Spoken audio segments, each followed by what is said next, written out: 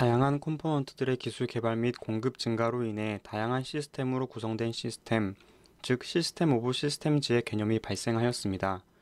여기서 시스템 오브 시스템즈란 하나의 시스템은 여러 개로 구분된 클래스로 이루어짐을 의미합니다.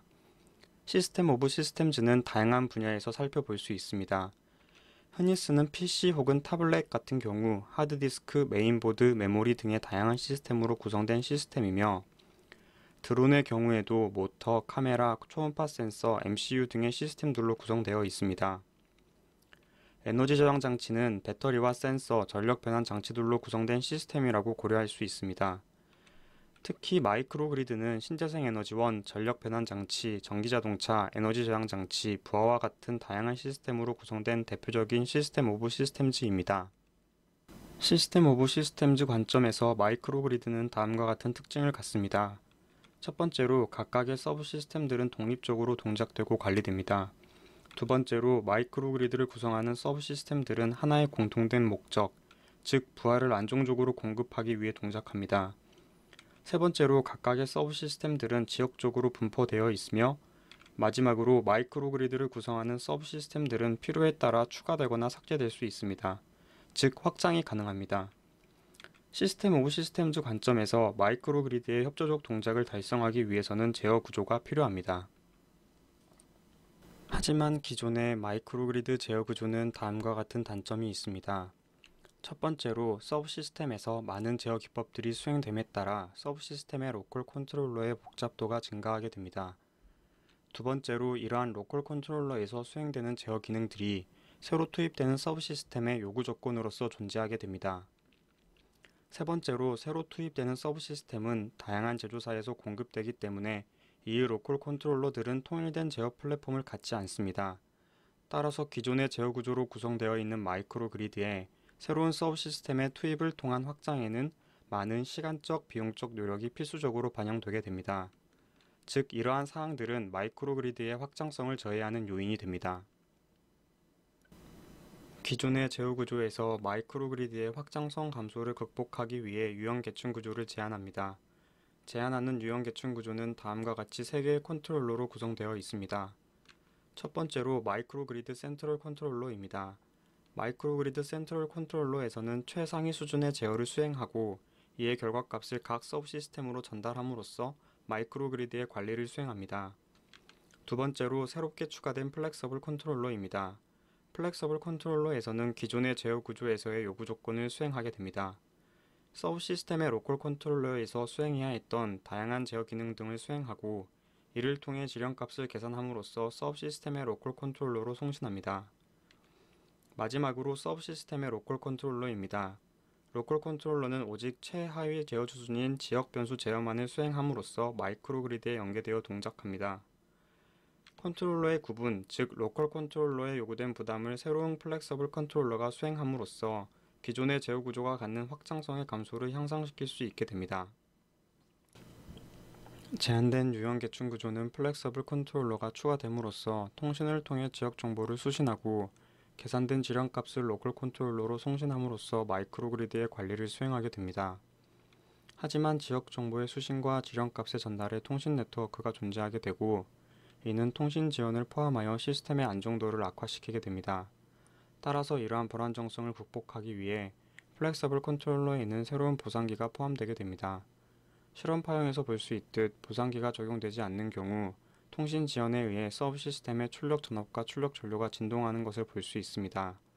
하지만 안정성 확보를 위한 보상기가 적용된 후 각각의 서브 시스템은 안정적으로 동작하게 됨을 확인할 수 있습니다.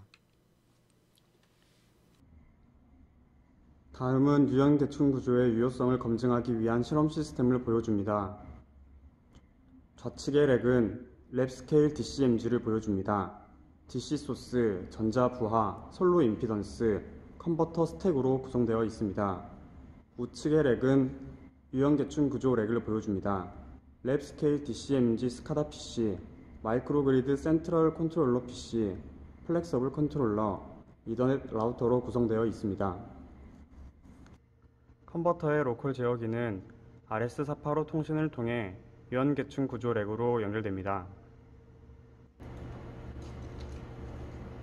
다음은 플렉서블 컨트롤러가 동작하는 경우의 실험 파형을 보여줍니다. 차례대로 컨버터 1의 출력 전압, 컨버터 2의 출력 전압, 컨버터 1의 출력 전류, 컨버터 2의 출력 전류를 보여줍니다.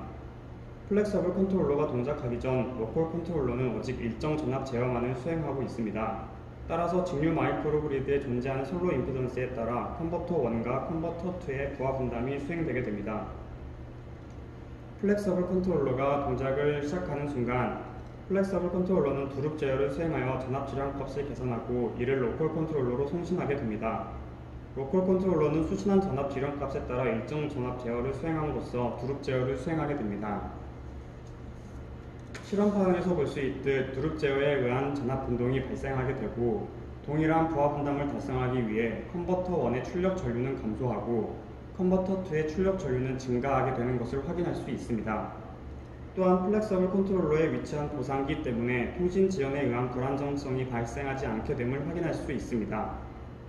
또한 파형에서 볼 수 있듯 컨버터 1과 컨버터 2의 출력 전압에 약간의 차이가 발생합니다.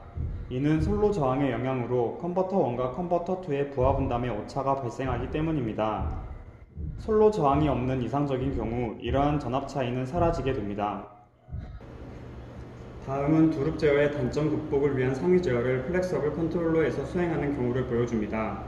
첫 번째로 두룹 제어의 전압 변동을 극복하기 위한 에버리지 볼테이지 레귤레이션 기법입니다. 실험 파형에서 볼 수 있듯 플렉서블 컨트롤러에 의해 수행되는 두룹 제어는 전압 변동을 발생시킵니다. 하지만 에버리지 볼테이지 레귤레이션 기법이 플렉서블 컨트롤러에서 추가적으로 수행됨으로써 전압 변동이 회복되는 것을 확인할 수 있습니다.